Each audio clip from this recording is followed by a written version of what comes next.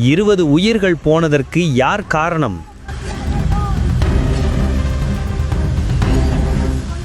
பேருந்தில் மோதி இழுத்துச் செல்லப்பட்ட இருசக்கர வாகனத்தை ஓட்டியவர் போதையில் இருந்ததற்கான சிசிடிவி காட்சி.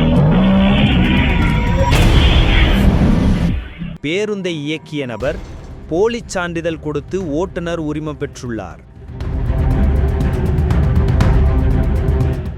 எளிதில் தீப்பற்றக்கூடிய 234 ஸ்மார்ட் போன்கள் பார்சல் மூலம் பேருந்தில் அனுப்பப்பட்டுள்ளது.